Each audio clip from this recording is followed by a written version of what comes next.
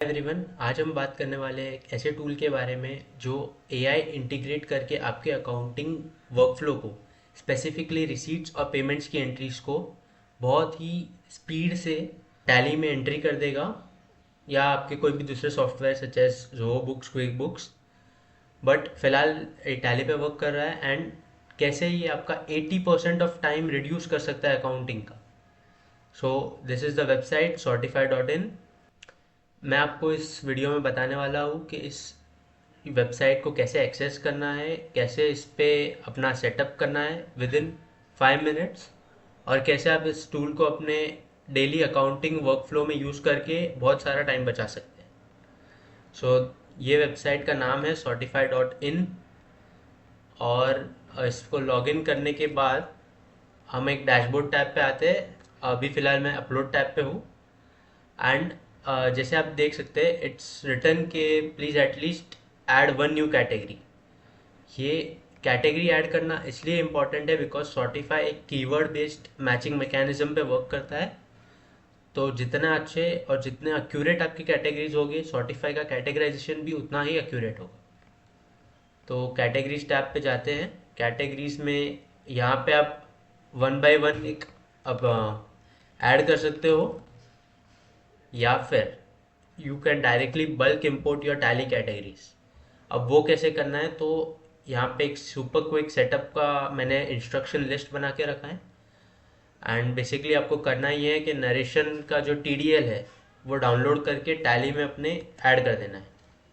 Tally में add करने के लिए आपको यहाँ पे जाना है F1 पे, यहाँ पे एड ऑन्स में, और यहाँ पे आप F4 करेंगे या फिर आप यहाँ क्लिक करेंगे तो यहाँ पे आपको पूरा कॉन्फ़िगरेशन मिल जाता है कि आपका TDL कहाँ पे है। यहाँ पे इसको लोड करना है, एंड ओके, ठीक है। अब मेरे को सपोजिंगली ये 1 साल का डेटा कैटेगरी लिस्ट में अपलोड करना है, तो मैंने ये 1 साल का पीरियड सिलेक्ट किया। अब मैं जाऊँगा, ये वाला जो कमांड है वो कॉपी करूँगा एंड यहाँ पे पेस्ट कर दूँगा। अब मेरे पास कुछ इतनी ही एंट्रीज थी जो कि यहाँ पे आ चुकी है। अब मैं इसको डायरेक्टली एक्सपोर्ट कर दूँगा। ओके, मेरे पास ऑलरेडी एक्सपोर्टेड था, इसके लिए ये फेल टू क्रिएट आया। अब यहाँ पे आपको करना ये है कि ये जो हेड्स दिए हैं यहाँ पे, मेन हेड होगा आपका, 5 ही मेन हेड होंगे, इनकम, एक्सपेंस, एसेट, लाइबिलिटी। अब इसमें मेरे पास सस्पेंस भी है, तो अब आगे जाएंगे तब देखेंगे कि सस्पेंस इंपोर्ट नहीं होने वाला है, बिकॉज सस्पेंस इंपोर्ट करने का ऐसा कोई फ़ायदा नहीं है। अगर कोई एंट्री कैटेगराइज नहीं हो रही है तो सॉफ्टवेयर उसको ऑटोमेटिकली सस्पेंस में डाल देगा। सब हेड अपना टैली का सब हेड होता है, जैसे डायरेक्ट इनकम हो गया, डायरेक्ट एक्सपेंस हो गया, प्रोविजंस हो गए। सब हेड हमारा लेजर का नाम होता है। जो टैली में लेजर का नाम आपने सेटअप किया है एग्जैक्टली वही यहाँ पे भी होना चाहिए। एंड कीवर्ड्स में आप अपने नरेशंस डालेंगे। बोल्ड कीवर्ड्स थोड़ा एडवांस लेवल है। If you want to use it contact me, मैं आपको समझाऊंगा इसको कैसे यूज़ करते हैं। बोल्ड कीवर्ड्स का बेसिकली फ़ायदा ये है कि इससे आपका कैटेगराइजेशन और एक्यूरेट हो सकता है, और अगर कोई नई एंट्री है जो बाकियों से सिमिलर है बट सेम नहीं है, तो भी आप उसको सॉर्टिफाई टूल के साथ सॉर्ट कर सकते हैं अपने आप। बट बोल्ड कीवर्ड्स का फ़ायदा ये है कि अगर वो कम भी मैच हो रही होगी तो भी सॉर्टिफाई उसको मैच में डाल देगा without compromising on your accuracy. अब फिलहाल के लिए we don't add any bold keywords, ऐसे ही इसको इंपोर्ट कर देते हैं। सेव किया। अब यहाँ पे मैं इसको अपलोड करूँगा ड्रैग एंड ड्रॉप करके, अपलोड एंड इम्पोर्ट। अब आप यहाँ पे देखेंगे एरर्स में इसने बोला कि सस्पेंस वाले हेड्स इंपोर्ट नहीं हुए, बाकी सारे इंपोर्ट हो गए 14 कैटेगरीज। अब मैं इसको यहाँ पे रीलोड करता हूँ तो यहाँ पे 19 कैटेगरीज हो गई, और हमारा अपलोड टैब भी एक्टिव हो गया है। अब अपलोड टैब में यहाँ पे आपको अपने अपलोडेड फाइल्स दिख जाएंगे। फाइल फॉर्मेट क्या होना चाहिए वो आपको ये बताए, यहाँ पे से मिल जाएगा। यहाँ पे से आप डायरेक्टली कॉपी पेस्ट कर सकते हैं। वाउचर नंबर इसमें ऑप्शनल है, अगर आपको voucher number, custom voucher number set करना है अपने रिसीप्ट्स और पेमेंट्स के लिए तो आप वो इससे कर सकते हैं। यहाँ से आप टैली का डेटा एक्सपोर्ट कर सकते हैं, पीरियड डालने का, और एक्सपोर्ट का एक्सपोर्ट टू एक्सएमएल वाला बटन दबाना है, सिंपल। एक्सपोर्ट टू एक्सेल, आपको अगर एक्सेल बैकअप चाहिए आपके डेटा का तो आप यहाँ से ले सकते हैं। अब यहाँ पे ये है client selected drop down. Basically if you are जो मल्टीपल क्लाइंट्स पे काम कर रहे हैं एंड एक ही अकाउंट चाहिए, तो आप ये वाला ड्रॉप डाउन यूज़ कर सकते हैं। यहाँ पे आप अपने क्लाइंट्स ऐड कर सकते हैं। बैंक अकाउंट्स, ये आपका जो एग्जैक्ट टैली में बैंक अकाउंट का नेम होगा। जैसे अगर हम हमारे टैली में जाते हैं तो यहाँ पे बैंक अकाउंट का नेम सेम ही रखा है मैंने, तो ये आपका नेम यहाँ पे होना चाहिए। आप इसको रीनेम भी कर सकते हैं और डिलीट भी कर सकते हैं।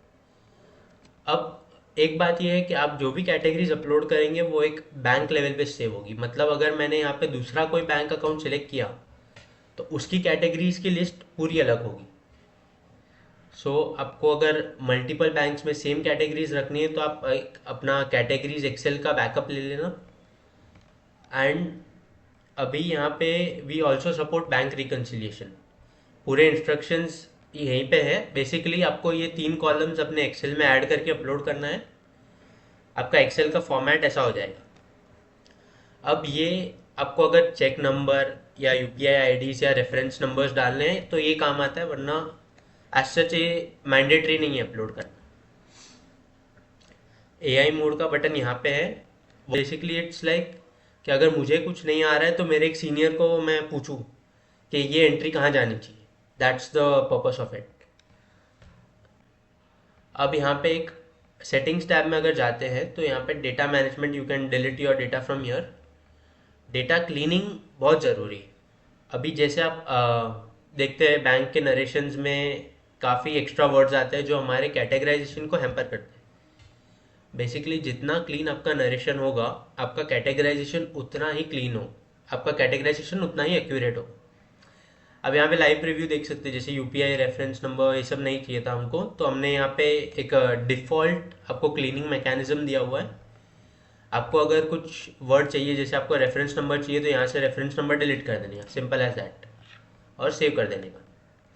अब यहाँ पे और क्लीनिंग ऑप्शंस है अगर आपको यूज़ करने हो, जैसे यूपीआई हैंडल्स हटाना, रिमूव नंबर्स हटाना, एक्स्ट्रा वाइट स्पेस हटाना, extra. Let's upload this once. एक एआई का जनरेटेड डमी डेटा है ये, जिसमें मैंने सेम कॉलम्स रखे हैं, डेट, नरेशन, विड्रॉल, डिपॉजिट्स। ये हमारे मैंडेटरी कॉलम्स है। इसके अलावा कोई भी कॉलम्स होंगे तो उसको टूल हमारा रीड ही नहीं करता है। नाउ मैं सिंपली यहाँ पे अपलोड कर दिया, इसको यहाँ पे प्रोसेस में क्लिक कर दिया and with in seconds 23 transactions process हो गए हमारे। अब जब मैं इसको देखता हूँ तो यहाँ पे देखो लिटिगेशन सपोर्ट वाला लिटिगेशन सपोर्ट के लेजर में जा चुका है। मंथली रिटेनर्स में बेसिकली जैसा हमारा टैली का डेटा था उसने बिल्कुल वैसा ही कैटेगराइज कर दिया इसको। अब फॉर एग्जांपल अभी जैसे मिसलेनियस ऑफिस एक्सपेंसेस कैटेगराइज नहीं हुआ है या एडवाइजरी वाला ये कैटेगराइज नहीं हुआ है, तो मैं एक और बार एआई को कॉल कर सकता हूँ कि बताओ भाई इसका लेजर कौन सा जाना चाहिए। एआई के हिसाब से ये सीएफओ एडवाइजरी में जाना चाहिए। क्यों जाना चाहिए वो भी इसने यहाँ पे लिखा है। तो मैं अगर इसको एक्सेप्ट करता हूँ यहाँ पे, तो आप देखेंगे कि यहाँ पे ये चेंज हो गया, प्रोसेस्ड बाय एआई, और कॉन्फिडेंस लेवल भी एआई का बता देता है। अब जो 2 सस्पेंस बचे हैं, जैसे ये मिसलेनियस ऑफिस एक्सपेंसेस, तो मैं अगर एक्सपेंस लिखता हूँ तो मेरे एक्सपेंस हेड के सारे एक्सपेंसेस इधर आ गए। अब इसमें से आई डोंट थिंक सो कोई इसमें जा रहा है, तो आई विल ऐड न्यू यहाँ से ही एक्सपेंस में ऑफिस एक्सपेंसेस मिसलेनियस। कीवर्ड्स तो ऐड करना मैंडेटरी है, बोल्ड कीवर्ड्स ऐड करने की ज़रूरत नहीं है, बट ऐड करोगे तो आपका कैटेगराइजेशन उतना ही अच्छा होगा। फिलहाल के लिए मैं इसको यही रखता हूँ। यहाँ पे मैंने ऐड कर दिया और सेव चेंजेस कर दिया, तो यहाँ पे ये सेव हो गया, इसमें योर करेक्शंस हो गया और कॉन्फिडेंस लेवल 99 हो गई। ठीक है। अब एक ये बचा। वैसे you can directly search any narration from here. जैसे मैं अगर जीएसटी लिखता हूँ तो जीएसटी वाले सारे नरेशंस आ जाएंगे। अब जैसे जीएसटी में 2 है, और अगर आपको कोई एडिशनल फिल्टर्स चाहिए, जैसे date filters, amount filters, confidence level filters, या लेजर फिल्टर्स, फॉर एग्जांपल मेरे को सस्पेंस के ट्रांजेक्शन्स चाहिए सारे, तो मैंने यहाँ पे अप्लाई फिल्टर्स किया और सस्पेंस के सारे ट्रांजेक्शन आ गए जो हमारे एक ही ट्रांजेक्शन थे। Also you can bulk update, अगर मेरे को बहुत सारे एंट्रीज को एक साथ अपडेट करना है तो मैं यहाँ पे बल्क अपडेट करके डायरेक्टली अपडेट कर सकता हूँ। अभी इसमें तो एक ही ट्रांजेक्शन था, बट अगर मल्टीपल ट्रांजेक्शन्स को आपको एक साथ अपडेट करना है, अब ये नो ट्रांजेक्शन फाउंड इसके लिए आ रहा है बिकॉज सस्पेंस का एक भी एंट्री बचा नहीं है हमारे पास। एक बार आप लर्निंग टैब देख लेते हैं। सो जो ऑटोमेटिकली सॉफ्टवेयर ने कैटेगराइज किया वो यहाँ पे स्टोर होता है, यहाँ से आप डायरेक्टली डिलीट और सर्च कर सकते हैं। और जो हमने मैनुअली चेंज किया था, जैसे हमने ये 2 ट्रांजेक्शन्स मैनुअली चेंज किए तो ये यहाँ पे आ गए। लास्टली हमारे 2 टैब्स बच गए हैं जो कि है सेटिंग्स टैब। सेटिंग्स टैब में मैच लेवल्स इज समथिंग, आप एक न्यू यूज़र को बहुत काम नहीं आता है, बट आप एक एडवांस लेवल की यूज़र है तो do let me know, contact करना मुझे and I will explain you कि ये कैसे वर्क करता है। फॉर नाउ हम इसको सेटिंग्स चेंज नहीं करते हैं। एंड एक्टिविटी लॉग आपने क्या अपलोड किया, क्या डिलीट किया, आप यहाँ पे डायरेक्टली देख सकते हैं। जैसे फाइल डिलीट हो रहा है, अपलोड हो रहा है, कॉइन परचेजेस, ये आपका बेसिकली एक लेजर है, एक्टिविटी लेजर। अब फाइनली हमारे पास डैशबोर्ड टैब बचता है जो कि एक गेम चेंजर फंक्शन है। अब डैशबोर्ड टैब में कैसा होता है कि आपके मल्टीपल बैंक अकाउंट्स है अगर, तो वो सारे बैंक अकाउंट्स का डेटा एक ही जगह पे आपको मिल जाएगा, जिसमें आप फिल्टर्स लगा सकते हो। जैसे देख सकते हैं इसका इनकम इतना है, एक्सपेंस इतना हुआ है इस पर्टिकुलर पीरियड में। जैसे इसने 3,80,000 की लाइबिलिटीज क्लियर की है जो कि हमारा आई थिंक प्रोविजन वाला एंट्री था, हम देख लेंगे आगे। उस बेसिस पे ये पूरा कैलकुलेशन होता है। अभी जैसे आप देखेंगे कि जैसे हमने खाली टैली का डेटा अपलोड किया और नए वाले एंट्रीज अपलोड किए, एंड उसमें 2 सस्पेंस थे जो हमने मैनुअली चेंज किए, एक ट्रांजेक्शन एआई सर्च किया था, वो पूरा यहाँ पे स्टैटिस्टिक्स मिल जाते हैं। अभी जैसे यहाँ पे फिर इनकम कैटेगरीज और एक्सपेंस कैटेगरीज में हमको बाइफिकेशन मिल जाता है। जैसे हमारा टॉप इनकम किससे आ रहा है, तो हमारा सीएफओ एडवाइजरी से टॉप इनकम आ रहा है 34%। और अगर मैं इस पर क्लिक करता हूँ तो मेरे को डायरेक्टली वो एंट्रीज मिल जाती है जहाँ पे से मेरा एडवाइजरी का इनकम या एक्सपेंस हुआ है जो मैंने लेजर में सेट किया है। अभी और नीचे जाते ही, क्योंकि हाँ सी, जो प्रोविजंस का 3,80,000 का पेमेंट था वही हमारा लाइबिलिटी मूवमेंट था। अभी यहाँ पे you can also check it at pivot level कि मेरा इनकम एक्सपेंस का बाइफिकेशंस क्या है। जैसे अगर मेरे को देखना है कि मेरे इनकम्स में डायरेक्ट इनकम में क्या क्या आ रहा है, तो डायरेक्ट इनकम में ये सारे आ रहे हैं। अब इसमें से यहाँ पे कंसल्टेंट को मैंने 1,85,000 दिया, ये एक्चुअली डायरेक्ट एक्सपेंस होना चाहिए, बट सिंस हमारे टैली के लेजर में डायरेक्ट इनकम था और हमने कैटेगरीज अपलोड करते टाइम इसको डायरेक्ट इनकम रखा, इसके लिए ये डायरेक्ट इनकम में है। तो सब हेड का यूज़ यहाँ पे ही आता है हमको। For example I want to see कि पूरे साल में मैंने स्टाफ को कितनी कितनी सैलरी दी, जो कि मेरे मल्टीपल बैंक अकाउंट्स में हो सकती है, बट यहाँ पे मेरे को एक ही जगह पे एग्रीगेट करके मिल जाएगी। और ये डैशबोर्ड आप डायरेक्टली प्रिंट करके क्लाइंट को दे सकते हैं, which would be a game changer for them as well. जैसे वो पूरा एनालिसिस कर सकते हैं कि मेरा क्या इनकम हुआ, मैंने क्या एक्सपेंसेस किए, या क्या मेरा एक्स्ट्रा एक्सपेंसेस हो रहे हैं, etcetera. So that was the tool.